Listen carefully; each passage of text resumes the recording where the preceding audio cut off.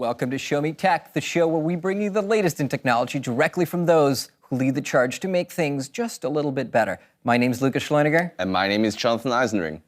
Today, we're diving into a topic that many of us associate with the term smart home. As our devices get smarter, are we keeping up? And what about industrial IoT applications? Jonathan, you're the only friend that I have that actually uses an app-controlled coffee mug. Does it really improve your life? No, but it makes me feel special. So from my app-controlled coffee mug to streetlights and cement plants, most of the industrial and consumer devices are getting more intelligent. IoT is the concept of connecting any device to the internet and to each other. This includes everything from coffee makers to washing machines, from production lines to heavy industry. IoT is thereby a giant network of connected things, which also includes people. But why on earth would you want so many devices to all be connected? Let me show you a few examples to explain. The industrial giant Caterpillar developed a connected sleep monitor device that analyzes the various fatigue level and predicts when it will become a safety risk. In this way, it helps managers to schedule workers more efficiently, increase safety, and also increase performance. Another example is PathGen, that produces smart flooring systems that generates off-grid electricity when people step on the tiles. Additionally, they also provide a comprehensive analysis of movement patterns.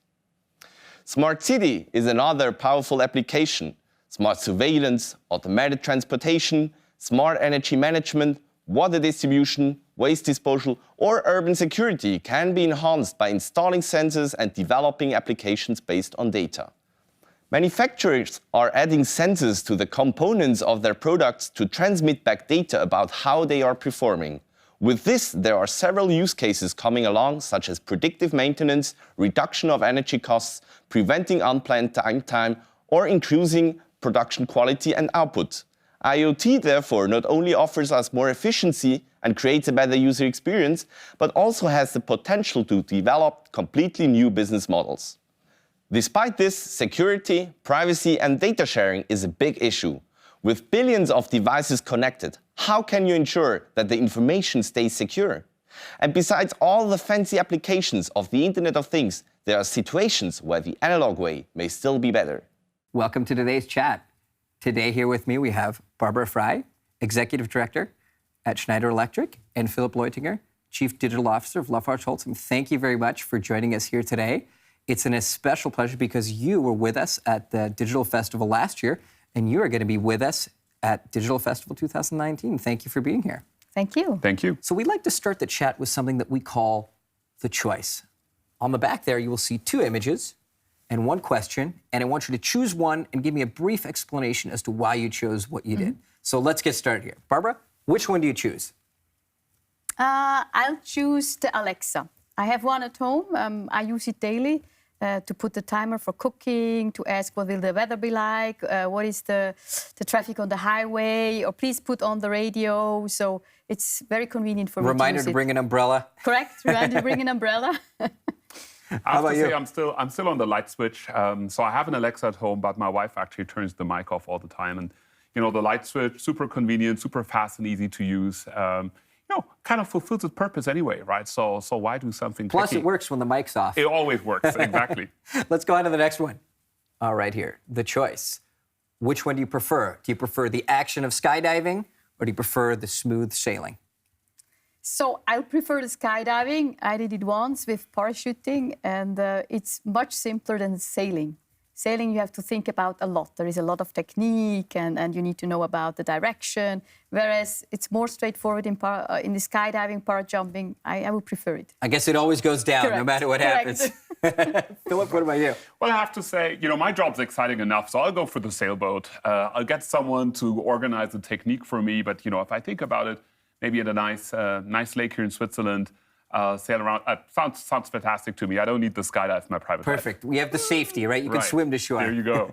And for our final choice, we have the following. Who inspires you the most? If you had to choose between Einstein or Stephen Hawking, both impressive gentlemen in their own fields, but who would you choose? I'll go for Albert Einstein. I think it's amazing how he put everything down to the simplicity of like a single formula, and all the thinking is done around that. And next to what I like about him is, he wasn't actually that smart at school, right? So I like the idea that, you can really fulfill your potential no matter what grades you have, right? It's true. It's true. Even if you don't have an A+ or 6 year in Switzerland, you can still make it in that sense. What about you? I would rather take Stephen Hawking because he had it much more difficult to get where he is than today. Or for Albert Einstein, I think things weren't very easy. He also had a very intelligent wife who supported him quite a lot. And Stephen Hawking didn't get so easy there. That's why I would rather put it on him. Makes sense. I mean, he had a very challenging path to take, but both very impressive in that sense. Absolutely. So speaking of inspiration, I'd like to jump in with a question about yourselves. So I want to start off with something that's related to Einstein and his grades, but what was your favorite subject in school? It was clearly related to mathematics and energy efficiency. Energy efficiency? Yeah, I was born into the oil crisis, so to say. So when I was 9 years old, the oil price was sky high at that time, $39 per barrel. And we learned in school how you can save energy in your daily life, and I was extremely fascinated by it. Also where energy comes from, how it's produced. It was really one of my favorite topics. Ah, cool. And what about you? It's not really a grade, but I actually had the opportunity to spend 2 years of school in Africa. And we were like a really small group of people. And maybe we didn't really have subjects as that, specialized as you have in a European school. But it was amazing what it taught you about diversity. We had obviously, people coming from Africa, people from all different kinds of walks of life, Lebanese, Europeans, Americans, Asian people coming together. It was just a thrilling experience and taught you a lot about diversity and creativity in diverse groups. And that was international school, or what was that? That was an international school. And the grades, much like Einstein? The grades, a little bit like Einstein, but, the teachers were kind, so I was okay. That's good. That's good. So what have been the most important and meaningful steps in your professional life so far? If you had to kind of summarize, I'm sure there's a lot of steps in there, but where would you start? Like, what would you say was that moment for you that comes to mind? It was a very unpleasant moment in that sense. I was working in a factory as an R&D engineer, and I was in the management team of this factory, and then they announced to us they're going to close down the whole site. Oh, wow. So 300 people without job. And we had to keep up the business for another 6 months. This was quite an experience. So what does it mean that your job is not available anymore the next day, and how do you orient yourself, what you're doing with your people, was quite an experience. Mm-hmm. Must have helped you grow as well as a person to take away from that. Absolutely. You're also getting into denial. I learned, yes, in September we learned the factory will be closed down, but it was only the management. And then during 2 months, I was convinced they are going to reverse this decision. It was at the moment where it was announced to all the employees, oh, it's reality now. So this denial for change it was quite an experience. Mm-hmm. I can imagine. And for you, Philip? When I was still at university, I actually had the opportunity to go to work for a startup tech company in the Silicon Valley. And this was like not how it's today. It was really like 99, 2000s, the heyday days of the dot-com bubble. And before it burst. Well, actually, still blowing up, right? It was really already strained, I have to tell you, right? So it was really the last months of the party, I would say. But what I saw there and how people thought about this and were inspired about change, it's really something, that I've taken with me in my heart. And despite the fact that it was all over when I finally finished my graduate degree and I had to go work in traditional industry, I think that train of thought still kept me running for a while. And I'm excited to see how far we've come since then, from pet food online delivery to all the stuff we have today. It's quite amazing. Yeah. In that same context, the question that I always love to ask somebody is like, what are you passionate about? And this could be anything. It could be surfing, could be something you're working on. Like, what is that for you? Like, what are you passionate about if you had to choose today? Like, what would you go do right now if you could do anything? Surfing, vacation, building something, working? Cooking. I like very much cooking. And I like very much, the process of going on your iPad and then surf through it. You have a certain idea. I want to cook this or that. Then you choose from different, let's say, recipes which are there available. And then you think about, I'm going to do the grocery, when I'm going to cook it. So I like the whole process until you can serve it to your friends or families. Perfect. We'll have you on a cook-off sometime. Yeah, we'll have you on a join. cook-off sometime. Are you guys in? Yeah, I'll come as well. Really. And what about you? I hope it's baking, because we still need something to make dessert. Right. I was thinking about something completely different. my passion really runs about the change that's happening in the world, also the change that's happening in places like Africa, as I said, where I was as a kid, in Latin America, and how, what you can actually see happening there, how people reinvent their society, reinvent the way how they're thinking about things with, new technologies coming in and allowing these people to find completely different solutions than the solution that we have here in Europe or North America. And that's just fascinating to see, and it's highly inspirational. Mm-hmm. I want to shift gears here for a moment to talk a little bit about IoT, right? Mm-hmm. IoT, obviously a term that is broadly used in almost anything from coffee cups to just about anything that's connected to the internet these days. But what is IoT in the context of your company and what you guys do work-wise? Like, what would you define IoT as for you? So what we try to explain it to our customers, usually when we start to talk about digitization, and many customers nowadays, of course, want to talk about it, it all starts with a product that is connected. So without the connected product, IoT is in principle impossible. And then you have a layer where you control. We call it usually edge control, which could be a PLC or a SCADA system within a certain building or factory. And then you have the third layer where you have all the application and layers, which is usually in the cloud. So for us, that's, so to say, the IoT world where we are maneuvering. And usually we say it's also where IT and OT comes together. And what is OT in this case? OT is in principle really the people who have done all the machine building and all the sensors and so on. And then cybersecurity becomes a very interesting topic because they come from different backgrounds and they need to learn from each other. And that's sometimes not so easy. So it's the marriage of both hardware and software in that Correct. regard. I'm an automation engineer and I'm an information specialist. And these two guys need to learn to talk together. And that's not so easy. I can imagine. Do you also experience that in the same way? Well, we're trying to listen very closely when you're trying to explain it. Correct. And draw the right conclusions out of it. But it's not absolutely correct. I mean, we run huge plants all over the world, actually 2,500. And they've been connected in some way through these automation systems for a very long time, batching systems, sensors, and all of that. As a major manufacturer, we've always been very interested in trying to understand what technology can do for us.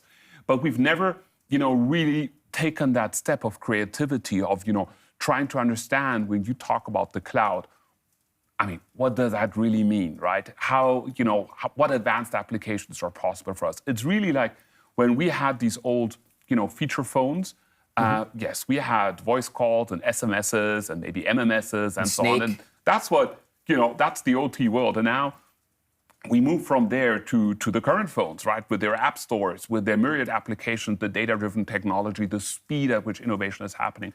And we would love our plans to be that flexible, to be that, exciting, to be that data-driven, like your Uber app or, your recipe, right?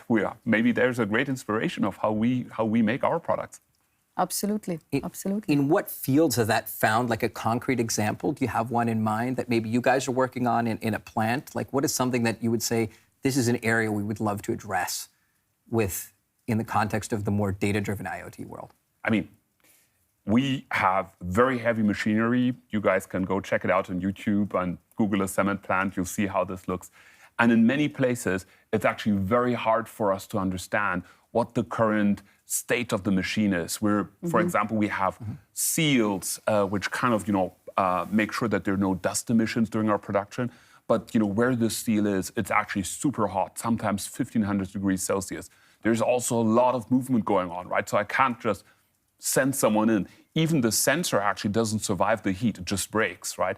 And now we actually have a lot of ancillary decisions. We see the power consumption, we see how, the physical setup is vibrating. And we're trying to draw conclusions out of that and ask ourselves, how well is the seal still holding? Should we stop the machine? Should we replace it? Or can we wait maybe for the next standard shutdown? Those are cases where we really think we can have a huge step up from, experience-driven, highly specialized work by people who've been operating our plants for decades to a new level of better decision-making where we're hoping IoT and everything that comes with it, the power of the cloud, can really put us on a new operating model. So a lot of it is inference as well, to use not just the actual sensor value, but to the combination of different values and what does this mean in the context of your plant. Is that correct? there are different things coming together, right? There is, obviously the great technology. There's the power of these data algorithms, this, artificial intelligence or machine learning, whatever you call it. But also what's very important is, and that's at the heart of it, is our expert domain knowledge, which sits with our engineer, which sits with these people who've been operating, our factories for these many years. And we need, to go on the journey together with them and see how we can augment them to become even better at their job. So it's really a crossover. People, OT technology, as you call it, the IT and the cloud. How do we mix this to get a step ahead? OT means operation technology, yeah? So Yeah. that we have defined the word. The operation technology, that's good for everybody watching. But I think that makes a lot of sense too, in terms of, you mentioned a key part, right, which is the people. I think that's one of the concerns that a lot of people have is, hey, are we just automating it all away? But it becomes more of an augmentation to the person in that sense, right? Absolutely. It allows the people to make much better decisions. So before, maybe there was one person who could only make these decisions. Now, by having all this data available, we can make much faster decision, and not always the super specialist has to be present in a plant. And this is specifically the request that we receive on and on from those big plants which are operated all around the world. They gather the data from everywhere, and then they can start to benchmark also between the different sites, and this allows them to make better decisions. Do you experience that the same way, or? Absolutely. I mean, this is why I think it's important for us to also have formats like this and explain this, right? We see every time that these projects can only be successful if, we have the right technology on the OT side, we have the IT and the cloud stuff ready, but we also have the people with us, and they understand that this is about helping them make their job better and not helping replacing them, right? Not redundant. Replacing them. And getting the people on board, getting the people excited, getting our experts, really think this through and help everyone make a better job is key. And I mean, in the end, these experts will need to stay. We'll need to get to the next level even after the current set. We're so happy we have them. We're so, hopeful that they'll help us on this journey. And I think it's important for every one of us to understand this. This is not about, a chess computer thing where, the computer's better. It's about augmentation, right? It's also about safety. You allow, in principle, to see into a cubicle or in a panel without opening it. And this is already a huge safety feature. And these kind of things are sometimes even a bit underestimated. What kind of work quality you can provide through IoT? I can imagine that. Would you say that's one of the biggest challenges that you're facing? So it's more of, partially technology, but also the mentality and how to integrate this into a company, especially if it's a larger institution, in terms of acceptance and different things like that. Would you agree with that that's one of the bigger challenges? Or what would you say is the biggest challenge that you're facing in that regard? I think one of the challenges could be that, and we did this also in our company, we started to automate processes. So instead of having 5 people doing manual processes, we automated it through the different computer systems. And this allowed us to give much more attractive jobs to those people. And it took us quite some time, also discussions with the Workers' Council. But we got there because we really believe it's a huge opportunity. Where we more struggle is really data quality. I think the discipline on data quality is for us currently the biggest struggle. I don't know what is your experience. But do you experience a similar struggle in that sense? No, for sure, it's both things, right? But I think for us, we're obviously a typical user of technology. We're not a builder of technology. Correct, yeah. Like Schneider is. And still, we need to understand things in a lot more detail than we had to before, right? We were, as automation experts, we were good in defining for you, how we want our OT to stack to look like. Now, when we're combining things, and as I said, when we're trying to explore a lot more, maybe just possibilities or option spaces out there, we really need to understand what's going on, right? That's a huge step for us. And here, we need to invest into people, bring out, higher skill levels, more creativity, more sense of entrepreneurship and ownership of different topics and opportunities. And then for sure, data topic is a challenge. Now, we're, I think, lucky in a way that our overall systems are not as complex as some of your clients, where I think you have far larger overall operations. We're more specific items, but very often across the world. So that case is something. But for sure, we're experiencing that as well. Because I think the data topic is an important one, especially on the security side of things and the governance question. So, with that looking forward, the future of IoT, where do you see this journey going? Maybe briefly in a sentence or two, where do you see this going? Like, what are the next steps? That's a very wide question. It is a very wide question with many answers. It will be also driven very much, how much does a sensor cost, how much will be the cost for storage and all these cloud solutions. I think the technology today is already that far that this is not a burden anymore. We will have 5G and these kind of things, which will be a huge leverage, specifically for industrial application. So I think it will become more intelligent and more predictive. Really, I think for me, it's really from preventive to predictive, if I can say it in one sentence. I think that makes sense. Absolutely, And for you? I think absolutely right. But then again, we're the user of technology, so our strategy, our vision is not so much about, what the technology does, what it helps us to do. And I think two things really at the center of a company like ours, a heavy industry player. I think one topic, and you addressed that, I think that's important for us, was something like health and safety, where we've done huge progress in the past, but we can in no way be confident that we've reached a level that's acceptable. I mean, people still die. People are still, being injured. But it's a step in the right direction. Yes, and we need technology to kind of, come to a situation where all of this stops, where we just, have a safe work environment for our many people. And the second thing is, and you see this also, being a big discussion, and we know we need to stand up to the challenges, everything with sustainability, with CO2 footprint and so on, where we know we need new solutions. And we cannot see how, we can achieve the targets we're setting ourselves and also that society is requiring from us without being more adventurous, more invested into a topic like IoT. Perfect. Well, thank you. To wrap this up, I kind of want to jump into something we have over here. We love gadgets at Show Me Tech. So we talked a little bit about it while we were waiting. But out of this whole stack of gadgets here, I want you to choose one and in just one simple sentence say why you would choose that and why you want to take it home. I want to start with you, Philip. Well, I'll have the drone. You will have the drone? Yes, so absolutely. Absolutely. The drone is exciting for us because it's actually a health and safety topic for my company. You might think, what does a drone have to do with cement plants? But actually... Can I see it? Let's see the drone. Oh, very cool. Yeah, so actually, today, lots of our workers need to go to lots of unsafe places in the plant. They need to climb into all kinds of chutes or chimneys, check our filters or, whether there are any cracks in our machinery and so on. And today, we're actually utilizing drones. Exactly, we're utilizing drones to get camera pictures, video pictures, and automate this. And I think it's a great health and safety topic. It's a great opportunity to show that, even a consumer electronic device like this in today's world can have an impact in heavy industries. Quite fascinating. Perfect. Safety in that sense. What about you? I would take the Moleskine. Huh? Yes, excellent choice. Excellent choice. Excellent choice. It's maybe I'm even the oldest one here in this round, but I can memorize. You can memorize a lot by writing by yourself, and I struggle a little bit with the iPad.